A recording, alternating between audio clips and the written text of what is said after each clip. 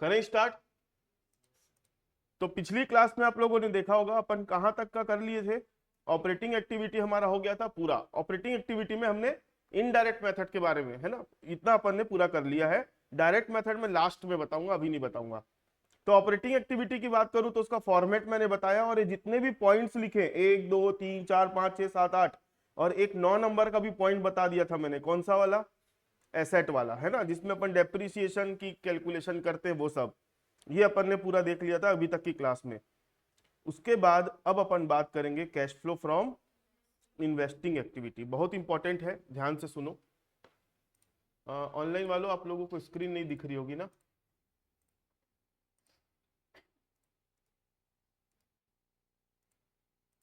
अब दिख रही है? चलो, तो हम अब बात करेंगे cash flow from investing activity. तो मैंने जैसा बताया था, इन्वेस्टिंग एक्टिविटी का कनेक्शन किससे होता है? एसेट से। तो ऊपर में क्या लिखा है? Cash inflow from investing activity, और यहां पर क्या लिखा है? Cash outflow. अगर जितना मेहनत हमने, है ना, ऑपरेटिंग एक्टिविटी को समझने में लगाया है ना, इन्वेस्टिंग और फाइनेंसिंग उतना कुछ है नहीं। बस आपको क्या देखना है, इनफ्लो और आउटफ्लो, ये अपने लॉजिक से ही भी समझ सकते हो आप लोग, कुछ नहीं है। एसेट को बेचोगे तो पैसा आएगा कि जाएगा? अब वो एसेट कुछ भी हो सकता है। एसेट मतलब समझते हो ना, कोई प्लांट मशीनरी हो सकती है, कोई बिल्डिंग हो सकती है ना, या फिर कोई इन्वेस्टमेंट हो सकता है, कुछ भी। अगर कोई भी प्रकार का एसेट है, अगर आप उसको सेल कर रहे हो तो सेल करोगे तो क्या होगा? पैसा आएगा, ठीक है। तो वही मैंने सबसे पहले कैश इनफ्लो में क्या लिखा है? सेल ऑफ एसेट और इन्वेस्टमेंट। लेकिन इन्वेस्टमेंट में कौन सा लिखा है? Long term. शॉर्ट टर्म क्यों नहीं लिखा है? क्योंकि शॉर्ट टर्म वाला जो इन्वेस्टमेंट है उसको करेंट इन्वेस्टमेंट मानते हैं, कैश एंड कैश इक्विवेलेंट में लेते हैं। उसका एक नाम और बताया था मैंने, मार्केटेबल सिक्योरिटीज। तो ये वहां आता है, इसलिए अपन उसको इन्वेस्टिंग एक्टिविटी में नहीं लेंगे। आगे बात समझ में? देखो, लोन है ना, दो टाइप का होता है। एक होता है लोन, लोन मतलब लाइबिलिटी, जो हम लेते हैं उधार, लोन है। और एक लिखा हुआ मिलेगा लोन्स एंड एडवांसेस, जो हम उधार देते हैं। तो हमने अगर किसी को उधार दिया था और वो पैसा हमको वापस लाके लौटा रहा है, तो उसको क्या बोलेंगे? Recovery of loans and advances. ये हम जिनको उधार देते हैं वो वाली बात है ना। तो कुल मिला के हमारे पास पैसा आया कि नहीं आया? उसके बाद इन्वेस्टमेंट इनकम या इनकम फ्रॉम इन्वेस्टमेंट या प्रॉपर्टी। अगर आप कहीं पे इन्वेस्टमेंट करके रखे हो, जैसे आपने किसी कंपनी का शेयर लेके रखा है, तो वहां से क्या मिलेगा आपको? डिविडेंड। अगर आपने कहीं पे कुछ डिबेंचर लेके रखा है किसी कंपनी का, या किसी कंपनी का बॉन्ड लेके रखा है, या बैंक में एफडी करवा दिया, तो वहां से आपको क्या मिलेगा? ब्याज मिलेगा। तो आपको इन्वेस्टमेंट से दो प्रकार की इनकम हो सकती, कौन कौन सी? ब्याज की और डिविडेंड की। और प्रॉपर्टी से कैसी इनकम हो सकती है? रेंटल। आपके पास कोई एसेट है, बिल्डिंग है, उसको आपने किराए में दे दिया, तो उससे आपको क्या मिल रहा है? रेंट मिल रहा है। तो ये सब हमारे को जो इनकम हो रही है, किससे हो रही है? ये हमारे बिजनेस की इनकम नहीं है। इनकम है लेकिन बिजनेस की इनकम नहीं है, ठीक है। तो इसको हम कौन से एक्टिविटी में लेते हैं? Investing activity. चाहे कुछ भी हो हमारे पास, अगर एसेट से रिलेटेड पैसा आ रहा है तो उसको लेंगे cash inflow from investing activity. उसके बाद कैश आउटफ्लो, पैसा जाएगा कैसे? अगर आप एसेट परचेस करोगे, इन्वेस्टमेंट परचेस करोगे तो पैसा जाएगा। अगर आप किसी को क्या करोगे? लोन और एडवांस दोगे तो पैसा जाएगा। बस ये दो कारण है जिसके कारण पैसा जाएगा आपके पास से। तो जितना आया माइनस जितना गया, तो जो बचेगा उसको अपन क्या बोलेंगे? Net cash flow from investing activity. अब ध्यान से समझना, इन्वेस्टिंग एक्टिविटी का जो कैश फ्लो आएगा वो प्लस या माइनस जिसमें भी आना है आएगा। प्लस में कब आएगा, माइनस में कब आएगा? पहले एक बात बताओ, प्लस में कब आएगा, माइनस में कब आएगा? इनफ्लो ज्यादा होगा, आउटफ्लो कम होगा तो प्लस में, और इनफ्लो कम होगा और आउटफ्लो ज्यादा होगा तो माइनस में। तो जो भी आएगा आप उसको वहां पे कहां पे शो करना पड़ेगा? कैश फ्लो स्टेटमेंट में। प्लस वाली अमाउंट को प्लस में लिख देना, माइनस वाली होगी तो माइनस में डाल देना। क्लियर है मेरी बात? अब आ जाओ cash flow from financing activity में। Cash flow from financing activity, जैसा कि मैंने बताया था, cash flow from financing activity, तो फाइनेंसिंग एक्टिविटी का कनेक्शन किससे है? स्पेलिंग गलत लिख दिया, लाइबिलिटी से, है ना, लाइबिलिटी से है। Cash flow from financing activity, liability से इसका कनेक्शन होता है। तो कहां कहां से पैसा आ सकता है और कहां कहां पैसा जा सकता है, बस वही लिखा है, याद रखना है बस आपको। सबसे पहले बताओ, कंपनी अगर शेयर इशू करेगी, कंपनी अगर शेयर इशू करेगी तो पैसा आएगा कि जाएगा? आएगा। शेयर इशू करती है तो आप लोगों ने बीकॉम सेकेंड ईयर में पढ़ा होगा, कंपनी कभी कभी प्रीमियम पर शेयर इशू करती है, तो प्रीमियम में उतना पैसा एक्स्ट्रा आता है कि नहीं कंपनी के पास? तो यहां पर शेयर जब इशू होगा कंपनी का, तो इंक्लूडिंग प्रीमियम वाली अपने को अमाउंट लेना है। आ गई बात समझ में? इंक्लूडिंग प्रीमियम वाली अमाउंट। लेकिन नीचे मैंने क्या लिखा है, बोनस शेयर इशू करते समय कैश इनफ्लो नहीं होता है, मतलब कंपनी जो है ना बोनस शेयर फ्री में बांटती है। अच्छा, एक जनरल नॉलेज का सवाल पूछूं, बोनस शेयर कंपनी क्यों बांटती है और उसका पैसा लेती क्यों नहीं है? एक मिनट ना, हेलो सर, थोड़ा मैं व्यस्त हूं, मैं फोन नहीं उठा रहा हूं, तो लगाऊंगा थोड़ी देर में। आप 4-5 बार फोन लगा दिए अभी मेरे को, मैं लगाता हूं आपको फ्री पे ना। हाँ, नहीं उठा रहा हूं, 4 बार 5 बार फोन आया जा रहा है, आया जा रहा है, और कोई इंपॉर्टेंट काम है नहीं उसका। बताओ, कंपनी बोनस शेयर बांटती है। मेरे को एक बार विप्रो लिमिटेड का मिला था, मेरे पास है ना 75 शेयर विप्रो लिमिटेड के थे, 2019 की बात है, और मेरे को 25 शेयर बोनस में मिले थे। मतलब कंपनी मेरे से 1 रुपया भी ली नहीं थी, और मेरे डीमैट अकाउंट में 75 का 100 शेयर हो गया था। तो बोनस शेयर कंपनी देती क्यों है, कोई बता सकता है? ये कैश फ्लो स्टेटमेंट से रिलेटेड सवाल नहीं है, लेकिन जनरल नॉलेज के लिए पूछ रहा हूं।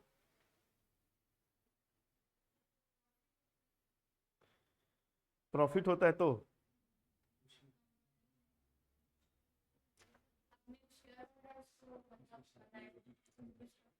खुश रखने के लिए, तो सब खुश रखने के लिए समोसा बांट सकती हो, तो शेयर ही क्यों बांट रही हो फिर?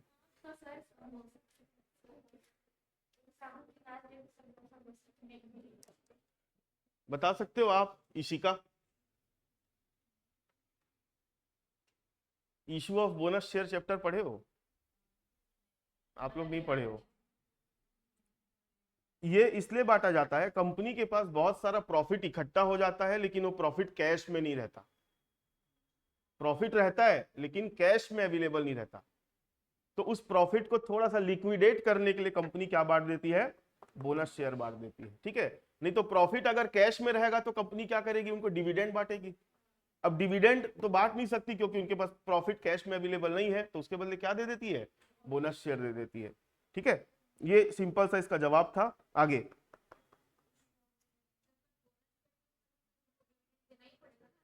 तो अभी तो नहीं देना पड़ेगा ना।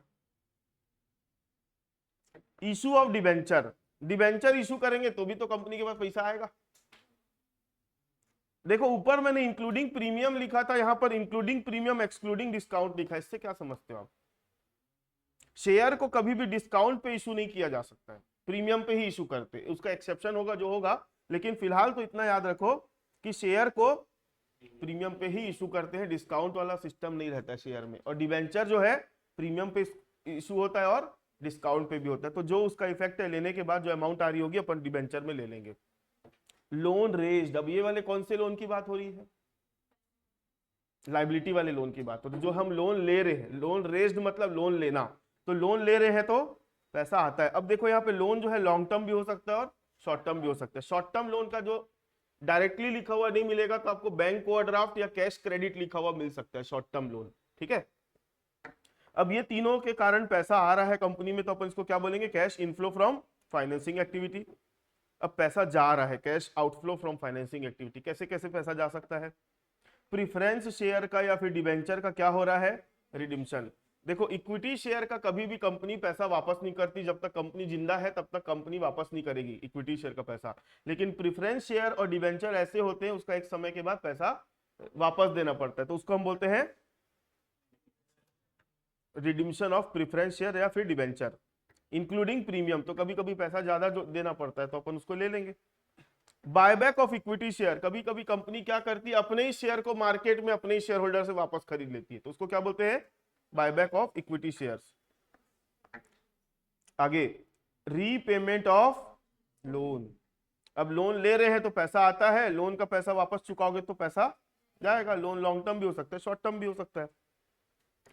अब कंपनी के जो शेयर होल्डर्स होते हैं उनको कंपनी डिविडेंड देती है, तो कैसा कैसा डिविडेंड दे सकती है? पहला क्या लिखा है? इंटरिम डिविडेंड का पेमेंट हो सकता है, इससे पैसा जाता है। फाइनल डिविडेंड का पेमेंट होता है, इससे भी पैसा जाता है। या फिर ब्याज का खर्चा अगर कंपनी दे रही। ब्याज किसके किसके ऊपर दे सकती है? डिबेंचर और लोन। अब लोन कौन सा वाला? ये जो लोन ली हुई थी उसी के ऊपर का ब्याज, ठीक है। तो इतने कारण से पैसा गया, इतने कारण से पैसा आया, तो इनका जो डिफरेंस होगा उसको क्या बोलेंगे? Net cash flow from. मैंने गलत लिख दिया था, शायद ध्यान नहीं रहा होगा मेरा।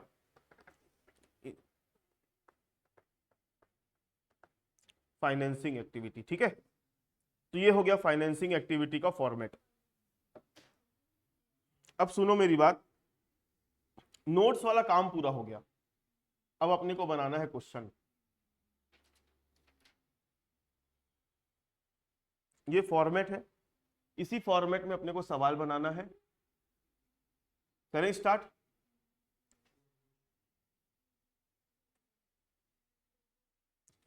तो मैं है ना, सुनो मेरी बात, आप लोगों के लिए एक है ना अच्छी चीज कर रहा हूं अभी।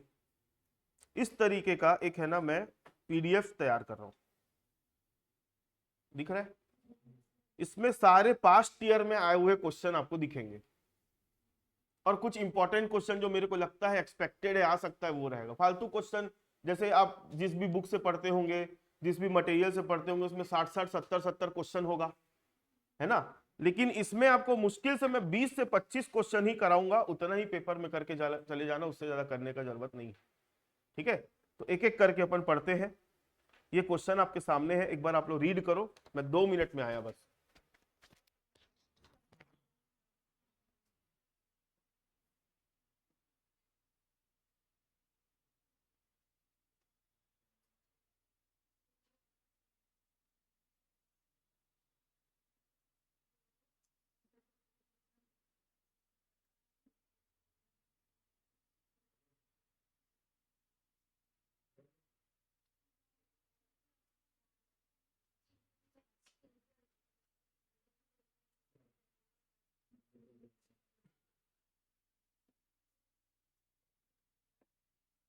पढ़े?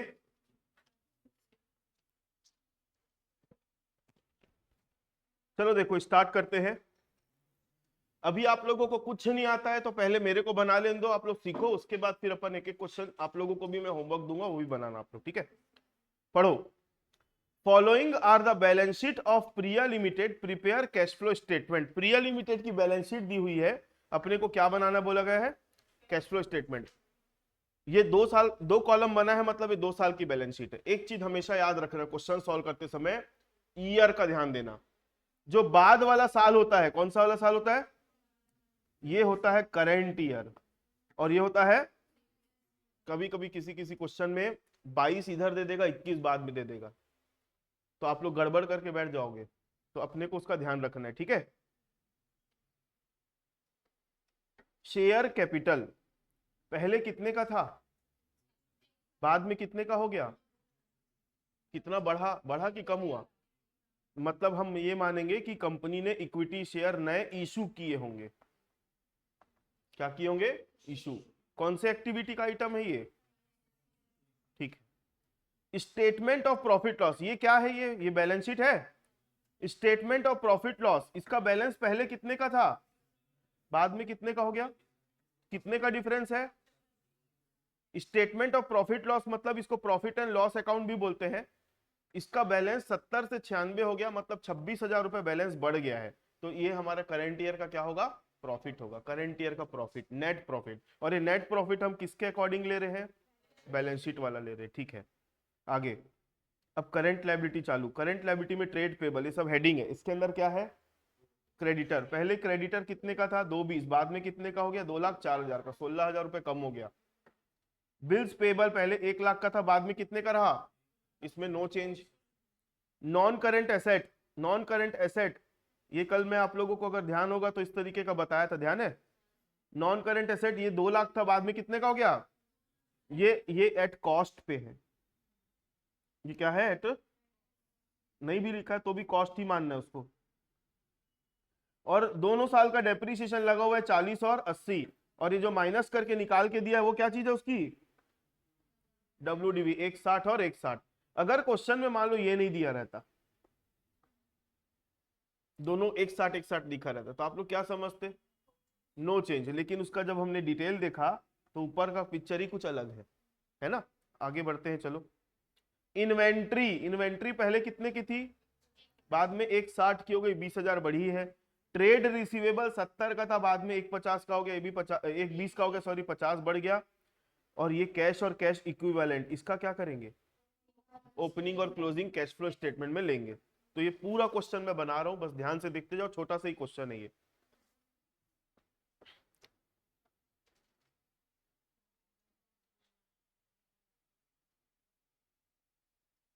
Cash flow statement,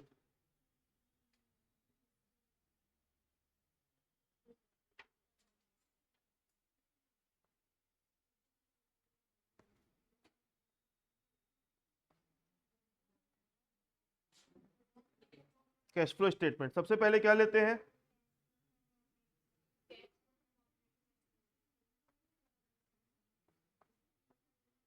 cash flow from operating activity, working note number 1।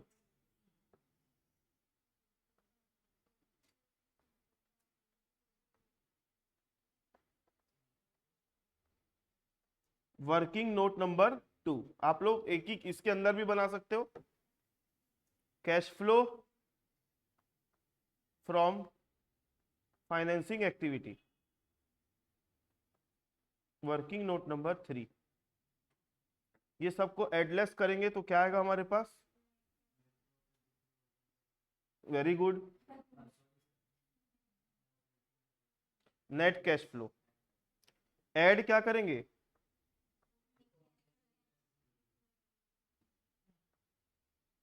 Opening cash और कैश इक्विवेलेंट। ओपनिंग कैश और कैश इक्विवेलेंट में पिछले साल वाला लेते हैं, तो ये दोनों को जोड़ के लेंगे, कितना लेंगे, 1,60,000।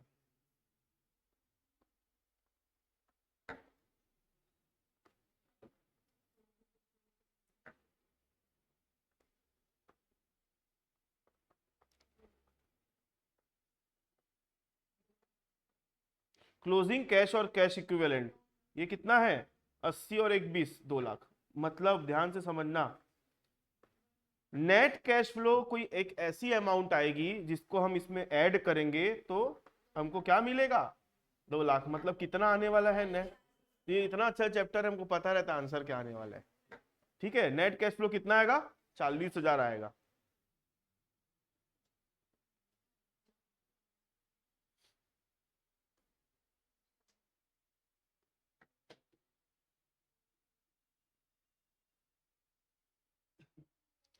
कैश फ्लो फ्रॉम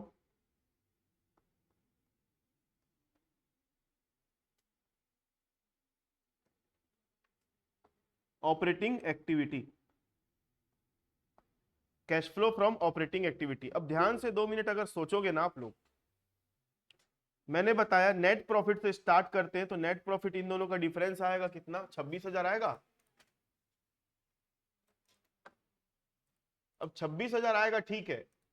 अब नेट प्रॉफिट ये वाला जो आएगा, ये बिफोर टैक्स है कि आफ्टर टैक्स है, ये कैसे पता चलेगा। आप लोग अगर वो फॉर्मेट देखोगे जो मैंने लिखवाया था, हाँ, ये जो आएगा, ये मैं मान रहा हूं कि नेट प्रॉफिट आफ्टर टैक्स आएगा, लेकिन उसके नीचे के जितने भी आइटम लेने वाले हैं, जैसे प्रपोज्ड डिविडेंड हो गया, provision for tax made during the year हो गया, ट्रांसफर टू रिजर्व हो गया, है ना, एक्स्ट्रॉर्डनरी आइटम वाले आइटम हो गए, कुछ भी नहीं दिया क्वेश्चन में, मतलब आफ्टर और बिफोर की अमाउंट क्या रहेगी, सेम। तो ये है आफ्टर टैक्स, लेकिन कुछ है ही नहीं, तो ये बिफोर के बराबर ही है। ठीक है, तो वो पहले नंबर का जो नोट है वो यहाँ पे इररिलीवेंट है, काम नहीं आएगा। तो इसी को मैं क्या ले लेता हूं, नेट प्रॉफिट बिफोर टैक्स।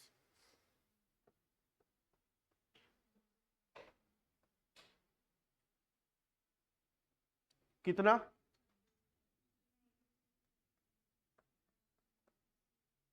26,000।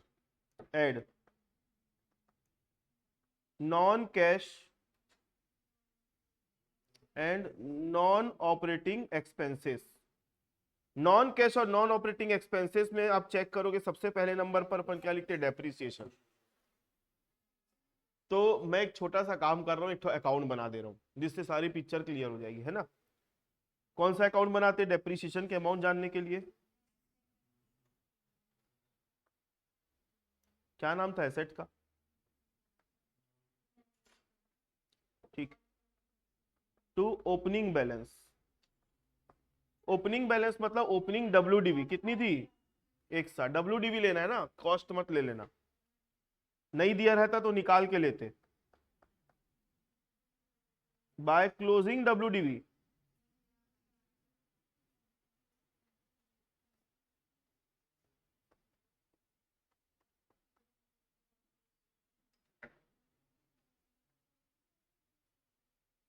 अब बताओ, मैंने ये भी बताया था आप लोगों को कि ये जो डेप्रीसिएशन होता है इन दोनों के बीच में कितने का डिफरेंस है, 40 का डिफरेंस है।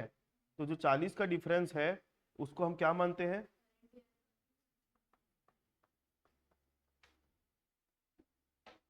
अब यहाँ पे टोटल मारोगे तो कितना आएगा, यहाँ पर टोटल मारोगे तो कितना आएगा, टू एसेट परचेस। अपन को यहाँ पे अकाउंटिंग नहीं कर रहे हैं ना, इसलिए एक्चुअल नाम लिखना जरूरी नहीं है, मतलब जो बैंक अकाउंट तो प्रॉफिट ऐसा, आप जो थ्योरेटिकली लिखते हो वो भी लिख सकते हो। कितने का आ रहा है, बैलेंसिंग फिगर, ठीक है। अब बताओ ओपनिंग का कुछ करते हैं क्या, क्लोजिंग का कुछ करते क्या, नहीं। ये जो होगा इसको क्या करेंगे, डेप्रीसिएशन को ऑपरेटिंग एक्टिविटी में ऐड करेंगे और इसको इन्वेस्टिंग एक्टिविटी में माइनस करेंगे। तो अभी ऑपरेटिंग एक्टिविटी में कितने का काम है, तो यहाँ ले लो डेप्रीसिएशन ऑफ करेंट ईयर 40,000। अब जहां तक की अगर मैं बात करूं, पूरे क्वेश्चन में देखोगे नॉन कैश और नॉन ऑपरेटिंग आइटम में और कुछ है भी नहीं, एक ही आइटम था। तो इसके अमाउंट को मैं बाहर निकाल दूं,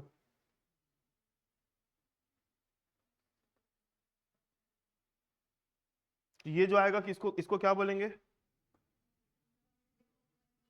operating profit before working capital changes. कितना आता है, 66,000। अब ऐड और लेस करेंगे, ऐड दो चीज करते हैं और लेस दो चीज करते हैं। क्या क्या ऐड होता है, करंट एसेट का डिक्रीज और करंट लायबिलिटी का इंक्रीज, और लेस क्या होता है, करंट एसेट का इंक्रीज और करंट लायबिलिटी का डिक्रीज। तो अब आप चेक करो भाई, करंट लायबिलिटी में कोई चीज इंक्रीज हो रही है क्या, ये तो कम हुआ है तो माइनस होगा, इसमें तो नो चेंज है तो करंट लायबिलिटी में कोई चीज ऐड होने वाली नहीं है। करंट एसेट में इन्वेंट्री देखो, ये भी बढ़ा है, और ट्रेड रिसीवेबल भी क्या हुआ है, मतलब ऐड होने वाली कोई चीज है ही नहीं, तो जो है लेस ही करेंगे।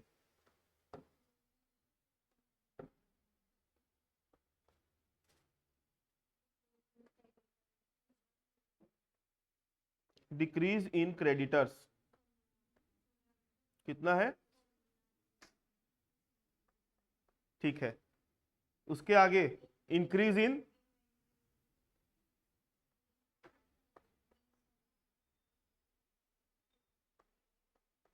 बीस हजार डिफरेंस लिए हैं, और ट्रेड रिसीवेबल में इंक्रीज हो रहा है कितने का, 50,000।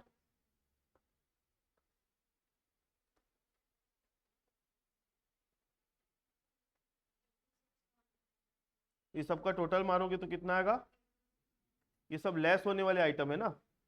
और इस क्वेश्चन में अब देखोगे तो एक्स्ट्रॉर्डनरी आइटम भी नहीं है, टैक्स भी नहीं है। तो अब ये जो प्लस माइनस करने के बाद जो फाइनल अमाउंट आएगी उसी को मैं क्या बोल दूं, अब cash flow from,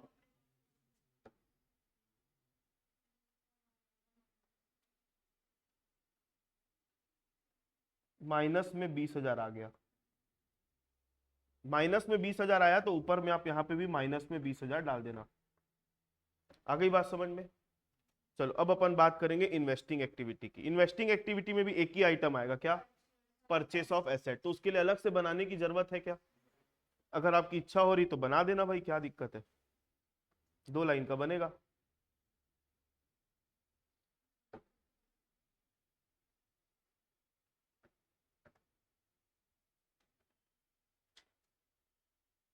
investing activity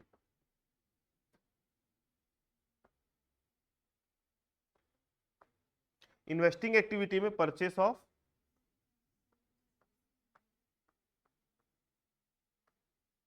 40,000, 40,000 तो कैश आउटफ्लो कहलाएगा। ये भी माइनस में जाएगा।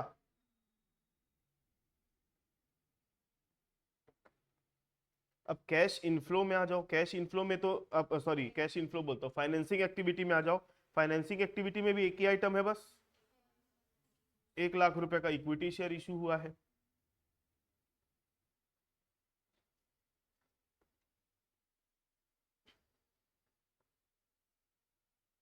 तो इक्विटी शेयर इशू हुआ का पैसा आया कि गया?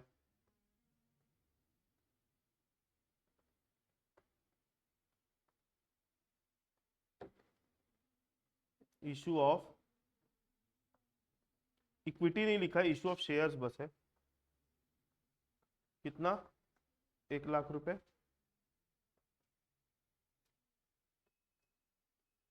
Cash inflow 1,00,000। हाँ 1,00,000। तो आपका ये दो निगेटिव था 60,000 और ये क्या आया पॉजिटिव, तो नेट कितना आया 40,000 आया। 40 और 1,60 दोनों को ऐड करोगे तो क्या आया 2,00,000 रुपए आपका आंसर। ठीक है, ये क्वेश्चन का सॉल्यूशन है। ये पीडीएफ में शेयर कर दूंगा, टेंशन मत लो फोटो लेने का।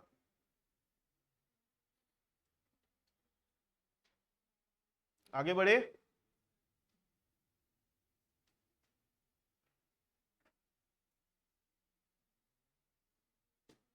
Question number next, from the following balance sheet of Praveen limited prepare cash flow statement. क्या बनाने के लिए बोला गया? Cash flow statement. यहां पर ये 20-21 है और ये क्या है 21-22। छोटी सी गलती पूरा क्वेश्चन को उल्टा बनवा देगी ना आपसे। ध्यान रखना भाई, पहले कौन सा साल है और बाद वाला कौन सा साल है। इक्विटी कैपिटल पहले कितने का था, बाद में कितने का हो गया, तो पक्का 50,000 रुपए का क्या हुआ होगा। लेकिन याद रखना जरूरी नहीं कि हर शेयर का कैपिटल का बढ़ना मतलब इशू ऑफ शेयर इच है या उससे कैश इनफ्लो हो रहा है। नीचे एडजस्टमेंट भी पढ़ लिया करो, हो सकता है एडजस्टमेंट में लिख देगा कि जो 50,000 का शेयर इशू हुआ है ना वो बोनस शेयर था, लिख देगा, तो उससे कैश इनफ्लो होगा क्या? नहीं। तो ये अभी लिखा नहीं है इसलिए नॉर्मल इशू है, तो उससे पैसा आ रहा होगा। ठीक है। 12% प्रिफरेंस शेयर, तो प्रिफरेंस शेयर का ना भाई नाम होता है, उसके नाम के आगे क्या लगाते हैं, परसेंट लगाते हैं, तो उसका टेंशन मत लेना। 12% प्रिफरेंस शेयर कैपिटल पहले कितने का था, बाद में कितने का हो गया 75, 75 से 50 हो गया, तो 25,000 कम हुआ ना, तो इसको हम रिडीम्शन ऑफ प्रिफरेंस शेयर मानेंगे। प्रिफरेंस शेयर की कमी हो गई, redemption of preference share. General reserve पहले कितने का था 20, बाद में कितने का हो गया। रिजर्व कैसे बनता है, प्रॉफिट में जो हमारे पास पैसा जमा होता है उसमें से कुछ पैसा हम निकालते हैं और रिजर्व में ट्रांसफर कर देते हैं। तो पहले 20 था, बाद में 35 हो गया, मतलब पक्का प्रॉफिट लॉस से निकाल के हम उसको कहां डाले, जनरल, मतलब ये अमाउंट ट्रांसफर टू रिजर्व है। और नेट प्रॉफिट बिफोर टैक्स निकालते समय हम 15,000 रुपए को क्या करेंगे, ऐड करेंगे। आगे स्टेटमेंट ऑफ प्रॉफिट लॉस का बैलेंस पहले 15 था, बाद में कितने का हो गया 24, 9,000 रुपए का बैलेंस है, तो ये करंट ईयर का प्रॉफिट है। और करंट ईयर का प्रॉफिट है 9,000, कौन सा वाला प्रॉफिट होगा ये, अब निकालना पड़ेगा इस क्वेश्चन में। प्रॉफिट आफ्टर टैक्स दिया है तो क्या निकालना पड़ेगा, प्रॉफिट बिफोर टैक्स निकालना पड़ेगा। आगे ट्रेड पेबल्स पहले 37,500 था, बाद में 49,500 का हो गया, तो बढ़ा है, तो increase decrease of working capital में देख लेंगे इसको।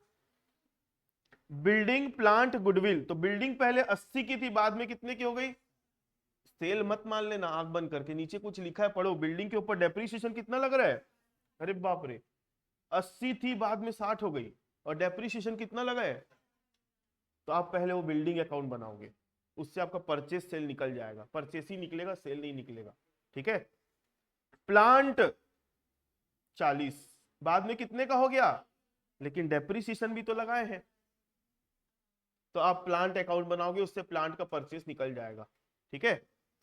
गुडविल, गुडविल के बारे में कुछ लिखा है क्या नीचे, पहले 36 की थी, बाद में 20 की हो गई, तो गुडविल एक इंटेंजिबल एसेट होता है, तो डिफरेंस जो होगा उसको हम गुडविल रिटर्न ऑफ मानेंगे। ठीक है, गुडविल क्या मानेंगे, रिटर्न ऑफ, या गुडविल अमोर्टाइज्ड ये भी लिख सकते हो आप। करंट एसेट, करंट एसेट में ट्रेड रिसीवेबल, इन्वेंट्री, ये दोनों का तो इंक्रीज डिक्रीज देख लेंगे वहां पे। और कैश एंड कैश इक्विवेलेंट कहां पर लेते हैं पता है ना आप लोगों को, कैश फ्लो स्टेटमेंट में ओपनिंग क्लोजिंग करके लेते हैं। डेप्रीशिएशन प्लांट पर कितना लग रहा है, 10,000, और बिल्डिंग पर कितना लग रहा है। ये अच्छा क्वेश्चन है, मतलब देखो मैं क्वेश्चन लाऊंगा ना आपके सामने तो धीरे धीरे एक एक लेवल बढ़ा बढ़ा के लाऊंगा। इसके पहले जो मैंने प्रिया लिमिटेड वाला क्वेश्चन करवाया ना, एकदम बेसिक क्वेश्चन था, ठीक है। अब इसके बाद मैंने आप लोगों को ये वाला क्वेश्चन करवाया तो उससे एक लेवल ऊपर है। अब इसके बाद वाला जो क्वेश्चन होगा उससे एक लेवल और ऊपर होगा। ऐसे करते करते धीरे धीरे लेवल बढ़ा बढ़ा के फिर कुछ क्वेश्चन मिसलिनियस क्वेश्चन बनाएंगे, जो उसमें लेवल नहीं देखा जाएगा, जो एग्जाम में आए हुए अपन वो वाले क्वेश्चन करेंगे, ठीक है। हाँ भाई, जनरल रिजर्व वाला पॉइंट ये है कि जनरल रिजर्व पहले कितने का था, 20, बाद में कितने का हो गया, 35, कितना इंक्रीज हुआ। तो इसको ट्रांसफर टू जनरल रिजर्व या ट्रांसफर टू रिजर्व मानते हैं, और उसको कहां लेते हैं, नेट प्रॉफिट बिफोर टैक्स में निकालते समय ऐड करते हैं। बनाओ क्वेश्चन, चलो देखो। अच्छा एक चीज और मेरे को बताना है, सुनो, इस चैप्टर की छोटी सी प्लानिंग है। यूनिट नंबर 2, ध्यान से देखो इधर मेरी बात सुनो। यूनिट नंबर 2 में 3 चैप्टर आते हैं। पहला आता है रेशियो एनालिसिस, दूसरा आता है फंड फ्लो स्टेटमेंट, और तीसरा आता है कैश फ्लो स्टेटमेंट। पहले के समय में मतलब पिछले साल की अगर बात करूं तो रेशियो एनालिसिस कौन से यूनिट में हुआ करता था, फर्स्ट। तो यूनिट 2 में 2 ही चैप्टर थे बस, कौन कौन से, फंड फ्लो और कैश फ्लो। लेकिन अब रेशियो एनालिसिस उड़ के कहां आ गया है, सेकेंड यूनिट में। तो अब इसकी प्लानिंग कैसे करोगे आप, इसके बारे में तैयारी कैसे करोगे। पहले क्या होता था, एक साल फंड फ्लो की थ्योरी आती थी तो कैश फ्लो का प्रैक्टिकल आ जाता था, और एक साल कैश फ्लो की थ्योरी आती थी तो फंड फ्लो का प्रैक्टिकल आता था, एक कंफर्म है। और ऐसा नहीं कि कोई इक्वली, मतलब कोई ज्यादा आ रहा है तो इक्वली वेटेज है, मतलब जितना फंड फ्लो को इंपॉर्टेंस दिया जाता है उतना कैश फ्लो को भी दिया जाता है। लेकिन इस साल नया आइटम आ गया, कहां पे, यहाँ पे। तो अब वो ट्रेंड खत्म हो गया अब। तो अब हम कैसे करें। तो ये दोनों है ना एक ही घर के बच्चे हैं दोनों। मेरे को जो लग रहा है पेपर में क्वेश्चन अगर आएगा तो कैश फ्लो और फंड फ्लो में से एक आएगा, और वो थ्योरी भी हो सकता है और प्रैक्टिकल भी हो सकता है। और उसके ऑप्शन में क्या आएगा, रेशियो एनालिसिस। अगर इसका प्रैक्टिकल आ रहा है, इन दोनों में से किसी एक का प्रैक्टिकल आ रहा है तो इसकी थ्योरी आएगी, और अगर इसका इसका अगर प्रैक्टिकल आ रहा है तो इन दोनों में से कोई एक की थ्योरी आ जाएगी। तो अब आपको क्या करना चाहिए, अगर मैं आपकी जगह रहता ना तो मैं तीनों का प्रैक्टिकल पढ़ के जाता। अब जिसका दे दो, मैं अगर आपकी जगह रहता तो अभी मेरा एमकॉम का मैनेजमेंट अकाउंट का पेपर हुआ, मैं तो भाई पूरा प्रैक्टिकल बनाऊं, एक एक चीज का, कहीं पे भी थ्योरी लिख के, 1 रुपए की भी थ्योरी लिखा नहीं। जहां एकदम जरूरी था ना थ्योरी लिखना, मतलब ऑप्शन में प्रैक्टिकल था ही नहीं, उसी का बस लिख के आया हूं बस में। और सुनो ध्यान से, फंड फ्लो और कैश फ्लो से क्या थ्योरी पूछते हैं मालूम है, फॉर्मेट लिख के आओ, उसका फॉर्मेट लिख के आना रहता है, और कुछ थ्योरी बनती भी नहीं है ना इस चैप्टर से। चलो तो बनाते हैं क्वेश्चन। तो मेरी शक्तियों का प्रयोग करूं कि नहीं करूं, नहीं छोड़ो, मतलब कॉपी पेस्ट वाली बात कर रहे थे।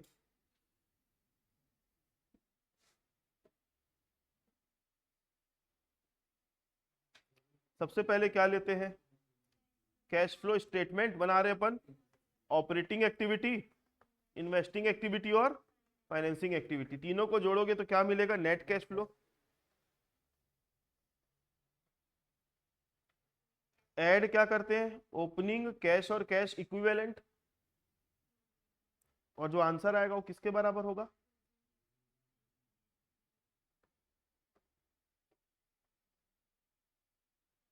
कितना दिया क्वेश्चन में बताओ, ओपनिंग कितना था 12,500, और क्लोजिंग कितना था, तो ओपनिंग है 12,500 और क्लोजिंग कितना है, मतलब पक्का आपका जो नेट कैश फ्लो आएगा वो कितना आएगा, 3,500 माइनस में आएगा। इतना ही आएगा क्या, 3,500 माइनस में, ठीक।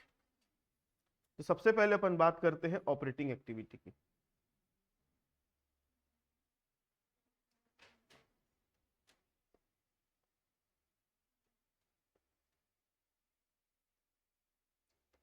ऑपरेटिंग एक्टिविटी, तो ऑपरेटिंग एक्टिविटी में क्या लेते हैं, नेट प्रॉफिट बिफोर टैक्स। तो ये आएगा भाई कहां से, वर्किंग नोट नंबर 1 से। तो मैं ऊपर थोड़ी सी जगह बची है बना लूं, working note number 1, net profit after tax. कितना दिया है net profit after tax, 20,000, 15,000 minus 24,000, कितना होता है डिफरेंस दोनों का, बढ़ा है ना कि कम हुआ है, तो 9,000 प्लस में आएगा। ऐड क्या करोगे, transfer to reserve. Transfer to reserve मतलब कितना, 20 का 35 हो गया, तो कितना ऐड कर दूं, 15,000।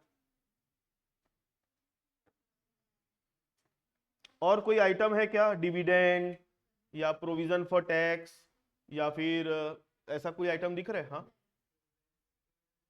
प्रिफरेंस डिविडेंड यहां पर नहीं लेंगे, क्योंकि देखो यहां पर है ना, अगर डिविडेंड का प्रपोज्ड होता तो नीचे अपने को यहाँ पे कॉन्टिंजेंट लायबिलिटी करके दिखाता, ठीक है। तो यहां पर ये दिख, यहां पर इक्विटी डिविडेंड पेड नहीं दिखा रहा है, मतलब इक्विटी डिविडेंड पेड है, और इक्विटी डिविडेंड पेड है मतलब ये इंप्लाइड है कि पहले प्रेफरेंस डिविडेंड दे दिया गया होगा। नहीं समझे, नहीं मैं क्या बोल रहा हूं, यहां पर डिविडेंड पे किए मैं मान रहा हूं, यहां पर वो चीज आउटस्टैंडिंग नहीं है, इसका मतलब ये है पे कर दिए होंगे। आप जो लॉजिक लगा रहे हो ना, ठीक लगा रहे हो, कोई दिक्कत नहीं है उसमें। ये वाला लॉजिक है ना, डिबेंचर में काम करता है इंटरेस्ट के ऊपर, प्रेफरेंस शेयर के डिविडेंड का अपने को कुछ नहीं करना है, ठीक है। तो 24,000 अपन यहां पे ले लिए, net profit before tax, add non cash and non operating expenses. और अगर आप प्रीफरेंस डिविडेंड लेके दिखाओगे भी, समर, प्रीफरेंस डिविडेंड अगर आप कंसीडर करते भी हो, तो यहां पर कितना आएगा, 75,000 का 12% निकालोगे। इसका क्या क्या करेंगे, दो जगह एडजस्टमेंट होगा, एक तो नेट प्रॉफिट बिफोर टैक्स में ऐड करके दिखाओगे, और फाइनेंसिंग एक्टिविटी में माइनस, तो उसका नेट इफेक्ट नलीफाई हो जाएगा। तो दिखाना है तो दिखा भी सकते हो, नहीं दिखाना है तो मेरे हिसाब से इग्नोर करो, ठीक है। क्या बोलते हैं, अपने पास अब क्या है, डेप्रीसिएशन लेना है, तो इसके लिए एक छोटा सा अकाउंट बना लूं। नीचे दिया है क्या क्वेश्चन में, डेप्रीसिएशन प्लांट का कितना है 10 और बिल्डिंग का कितना है 60। Depreciation on plant 10,000, depreciation on building 60,000। और कुछ है, गुडविल जो है राइट ऑफ हुआ है, पहले कितने का था, 36 का, बाद में कितने का हो गया 20, तो 16,000 रुपए का गुडविल राइट ऑफ हुआ है।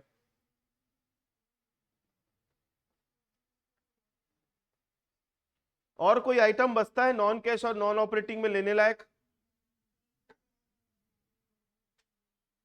ठीक है। इनको ऐड करोगे तो कितना आएगा,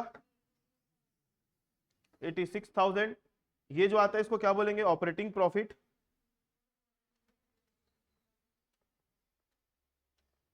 बिफोर वर्किंग कैपिटल चेंजेस। तो ये कितना आ जाएगा, दोनों को जोड़ोगे तो 1,00,000, हाँ 1,10,000।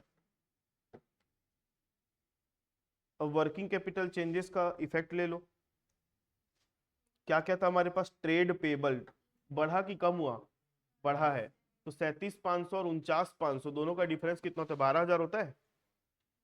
इंक्रीज इन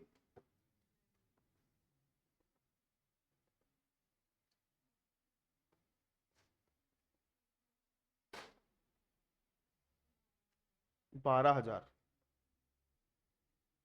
और कुछ है इंक्रीज होने वाला आइटम? और कुछ है? ये भी बढ़ा है, ये भी बढ़ा है ना, तो दोनों डिक्रीज वाला आइटम है। Less, decrease in, sorry, increase in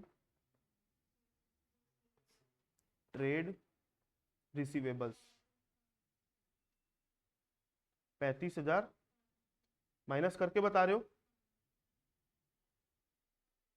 और सेकंड क्या था? Increase in inventory 5,000।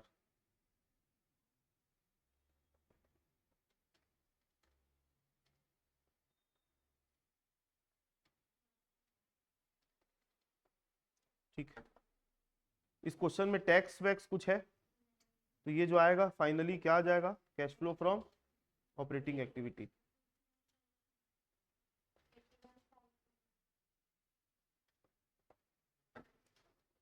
कितना आ रहा है? 81 प्लस में आ रहा है, तो 81,500 यहां लिख दो। आगे इन्वेस्टिंग एक्टिविटी की बात करें तो अब अपने को बनाना ही पड़ेगा ना, एसेट अकाउंट बना लो छोटा छोटा, दो ठो।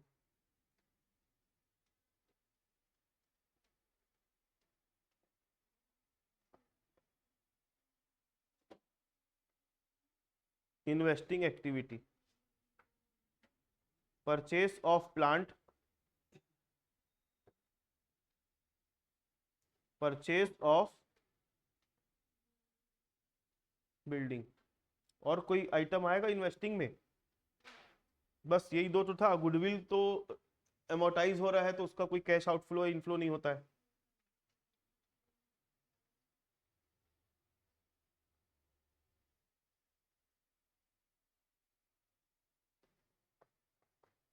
प्लांट बिल्डिंग, ओपनिंग बैलेंस कितना था प्लांट का,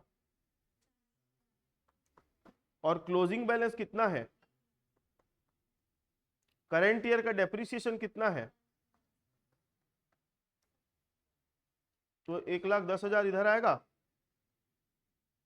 तो परचेस ऑफ प्लांट कितना आ गया आपका? 70,000। तो पैसा गया कि आया? गया। कितना? 70,000 माइनस में। बिल्डिंग में आ जाओ, बिल्डिंग में ओपनिंग कितना था? 80।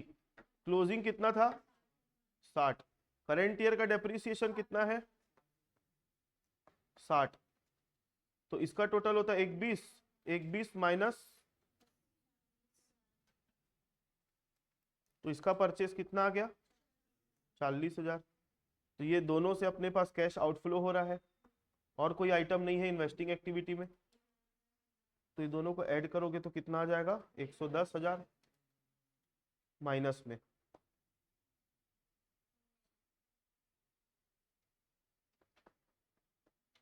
ठीक, फाइनेंसिंग एक्टिविटी में आ जाओगे तो फाइनेंसिंग एक्टिविटी में अगर आप देखोगे तो इक्विटी शेयर कैपिटल का क्या हुआ है? इशू हुआ है। और प्रेफरेंस शेयर का क्या हुआ है? रिडीम्शन। एक से पैसा आया है, एक से पैसा गया है। छोटा सा बना दूं?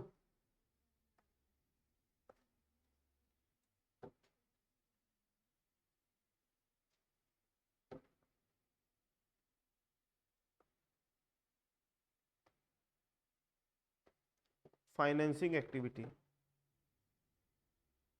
शेयर इशूड या इक्विटी शेयर इशूड,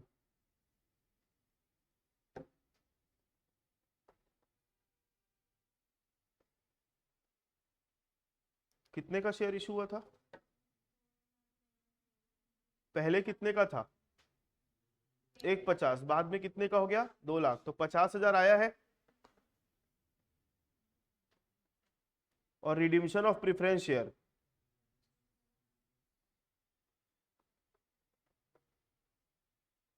25,000 गया है। तो नेट कितना आया? 25 आया। तो अब 25,000,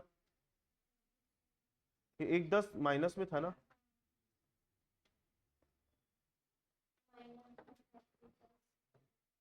तो दोनों को ऐड करो और उसको माइनस करो, कितना आ रहा है? 3,000 500 माइनस में, ये आ गया आपका कैश फ्लो स्टेटमेंट का आंसर।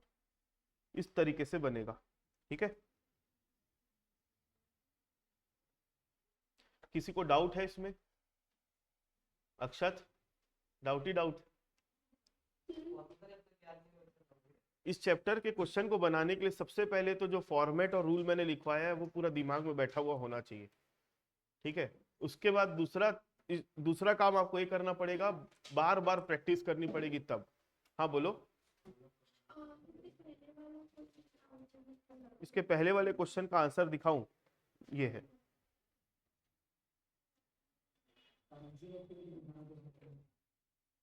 हाँ बताओ। हाँ एक मिनट ला रहा हूं। हो गया,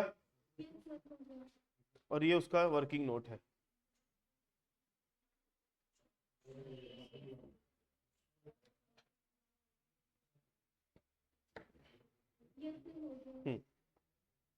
सुरेंद्र, ये फाइनेंसिंग एक्टिविटी का बोल रहे हो? ये रहा।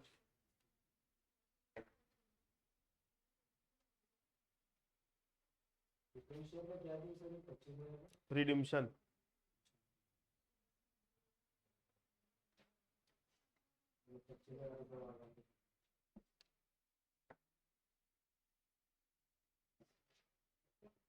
नेक्स्ट क्वेश्चन ये है जिसको मैं अगली क्लास में बनवाऊंगा, ठीक है।